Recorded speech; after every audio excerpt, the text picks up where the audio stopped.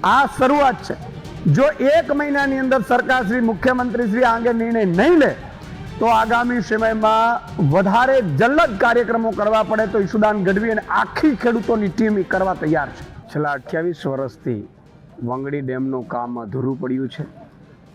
કેટલાક ખેડૂતોને જે વળતર આપવાનો મુદ્દો છે એ મુદ્દાને લઈને લગભગ 15 ગામના ખેડૂતો, હજારો ખેડૂતો સિંચાઈથી વંચિત છે।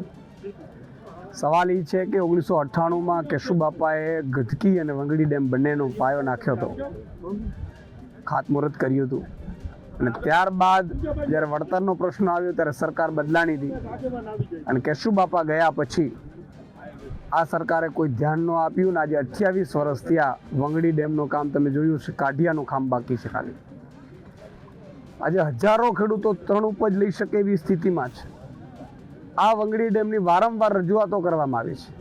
હું જ્યારે પત્રકાર હતો ત્યારે પણ આ બધા ગામોના સરપંચોને લઈને મુખ્યમંત્રી સુધી રજૂઆતો કરવા ગયા હતા। વંગડીના ખેડૂત આગેવાનો સાથે મળીને પણ જે તે વખતે પણ સમાધાનોના પ્રયાસ કર્યા હતા, પણ સરકાર ટસની મસ જ નથી થતી। સરકારને એક બ્રિજ બનાવવું હોય તો 200-250 કરોડ રૂપિયા મળી જાય છે, એક ભ્રષ્ટાચાર કરવું હોય તો 2000 કરોડનું કરી નાખે છે, એક કોઈ સર્કલ બનાવવું હોય તો 1500-2000 કરોડ રૂપિયા ખર્ચા કરી નાખે છે। પણ મારા ખેડૂતો જે 50-54 જેટલા ખેડૂતો છે એ ખેડૂતોને પૂરતું વળતર નથી આપવું, અને વળતર નથી આપવું ખેડૂતોની જમીનો ડૂબમાં જાય છે। અને સવાલ એ છે કે હજારો ખેડૂતોને સિંચાઈનું પાણી નથી મળી રહ્યું, હજારો ખેડૂતો સિંચાઈથી વંચિત છે, તર ઉપર આવી જાય। 8 ગામોના લોકોને સિંચાઈ મળી રહે એવી સ્થિતિમાં છે, અને બીજું કે બાકી 15 ગામોના તળ ઊંચા આવે તો 3 ઉપજ લઈ શકે, તો હજારો ખેડૂતો છે એ 3 ઉપજ લઈ શકે તો કરોડો રૂપિયાની ઇન્કમ આ ખેડૂતોને વધે એમ છે। પણ માત્ર ને માત્ર થોડા વળતરના કારણે સરકાર વળતર કેમ નથી આપવા માંગતી ભાઈ ખેડૂતોને? એટલે આજે અમારી માંગ છે, આજે અમારા તમામ અહીંયા સરપંચો, ઉપસરપંચો, સ્થાનિકો, આગેવાનો, પૂર્વ સરપંચો, વંગડી સાથે લડતા ખેડૂતો, સાથે સાથે અમારા સાગરભાઈ રબારી, રાજુભાઈ કરપડા, પરેશભાઈ ગોસ્વામી, પ્રવીણ રામ સહિત બધા આગેવાનો, મારા જિલ્લા પ્રમુખ રામજીભાઈ, અહીંયા બીજા પણ આગેવાનો છે, તાલુકા પંચાયત સદસ્યો જે વંગડી માટે લડે છે, એ બધાએ આજે હવન કર્યો છે, જળદેવતાને પ્રાર્થના કરી છે, નાળિયેર મૂક્યો છે, અને 3 માંગો હું અત્યારે અહીંથી કરી રહ્યો છું। પહેલી માંગ કે જે ખેડૂતોને જે વળતર માંગ છે, આજે હું એમ કહું છું 15-20 લાખ રૂપિયા વીઘો અહીંયા ચાલે છે જમીન, અને એ વીઘામાં 15,000 રૂપિયા 40,000 રૂપિયા આપણે કેમ મેળવે ભાઈ? તો એને પૂરતો વળતર આપવામાં આવે અને આ વંગડીનું ડેમનું કામ 1 વર્ષની અંદર પૂરું કરી દેવામાં આવે એ મારી માંગ છે। બધા ખેડૂતો આજે આગેવાનો ભેગા થયા છે, ગામે ગામ અમે પાછી મિટિંગો કરવાના છીએ, અને આ તો હજી શરૂઆત છે। જો મુખ્યમંત્રી શ્રી એમ માનતા હોય, મુખ્યમંત્રીને એવો પાવર હોય કે ના કોઈ ડેમોનું કામ નથી કરવું, કોઈ ખેડૂતોનું કામ નથી કરતું, મુખ્યમંત્રી ભૂલે છે। મુખ્યમંત્રી અમારા કારણે છે। હું અહીંયા તમામ મંત્રીશ્રી, સાંસદશ્રીઓ, ધારાસભ્યશ્રીઓ બધાને અમે રજૂઆતો કરી ચૂકી છે, છતાંય કોઈ આનો ઉકેલ નથી આવતું।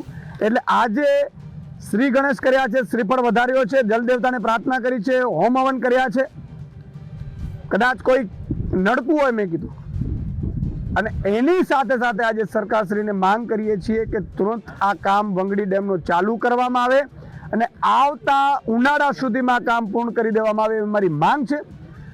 આ શરૂઆત છે। જો 1 મહિનાની અંદર સરકારશ્રી, મુખ્યમંત્રી શ્રી આ અંગે નિર્ણય નહીં લે તો આગામી સમયમાં વધારે જલ્દ કાર્યક્રમો કરવા પડે તો ઈશુદાન ગઢવી અને આખી ખેડૂતોની ટીમ કરવા તૈયાર છે। હું આજે ગામડે બીજા જિલ્લાઓમાં જાઉં છું ત્યારે મને અહીંથી ઘણા ફોન આવ્યા, ઈશુદાનભાઈ તમે મોડાસા જાઓ છો ત્યાં ખેડૂતોનો પ્રશ્ન સોલ્વ થઈ જાય છે, પશુપાલકોનો પ્રશ્ન સોલ્વ થઈ જાય છે, તમે ઉત્તર દક્ષિણ ગુજરાતમાં જાઓ તો ત્યાં થઈ જાય, તમારા વંગડી ડેમનો કેમ પ્રશ્ન સોલ્વ ન થયો? મારા માટે પણ શરમજનક વાત છે। એટલે આજે 8 ગામના 15 ગામના ખેડૂતો આગેવાનો સાથે આજે સંકલ્પ લીધો છે કે વંગડી ડેમ જો સરકાર નહીં કરે તો સરકારનો એક પણ કાર્યક્રમ આગામી સમયમાં દ્વારકા જિલ્લામાં ઈશુદાન ગઢવી થવા નહીં દે, આ ધ્યાન રાખે સરકાર। એટલે મુખ્યમંત્રીશ્રીને મારી વિનંતી છે કે તમારે જેટલા હજાર, અને તમારી પાસે પૈસાનો તો અમે ભીખ માંગીને આપી દઈએ, અમે ભીખ માંગીશું ખેડૂતો, હું જઈશ ગામડે ખેડૂતો પાસેથી, સરકાર પાસે રૂપિયા નથી, વંગડી ડેમ બનાવવાના શું કાઢીઓ બનાવવાના રૂપિયા નથી તમારી પાસે 2,000 કરોડ રૂપિયા મનરેગામાં કરી નાખવાના રૂપિયા છે, તમારી પાસે રોડમાં ભ્રષ્ટાચાર કરવાના રૂપિયા છે, એક સર્કલ નહોતું બન્યું ભાઈ। તમે હેલિકોપ્ટરમાં 2 દિવસ ખાલી મુખ્યમંત્રી જો હેલિકોપ્ટર બંધ રાખી દે ને તો મારો વંગડીનું ડેમ કામ થઈ જાય એમ છે. આટલી સરળ કામમાં 28 વર્ષથી રાહ જુએ છે ખેડૂતો. એટલે આ તમામ કાર્યક્રમો અમે 1 by 1 આપવાના છીએ. એટલે મુખ્યમંત્રીશ્રીને, અહીંના મંત્રીશ્રીને બધાને મારી વિનંતી છે. સિંચાઈ મંત્રીને પણ હું વિનંતી કરું છું કે સિંચાઈ મંત્રીશ્રી તમે પણ તમારા જે પ્રાવધાન, સ્પેશિયલ પ્રાવધાન થઈ શકે એમ છે, ન આવડતું તો મને પૂછો ભાઈ. સરકારી કામ કેમ થાય મને ખબર છે. હું પત્રકાર તરીકે 17 વર્ષ રહ્યો છું. એક ચપટી વગર આ કામ થઈ જાય એમ છે. ન થતું હોય તમે અમને પૂછો, નહીં તો સ્પેશિયલ પ્રાવધાનમાં થઈ શકે એમ છે. 50-100 કરોડ રૂપિયા જે ખેડૂતોના વળતરના છે ચૂકવી દો, અને એ જ ખેડૂતો અહીંયા પણ તમારી સાથે હાર લઈને ઊભા છે. અને બધા 15 ગામના ખેડૂતોને આગામી સમયમાં જાગૃત કરી, નહીં તો ગાંધીનગર સુધી જવું પડે તો ઈસુદાન ગઢવી અને આગળ ખેડૂતો જશે.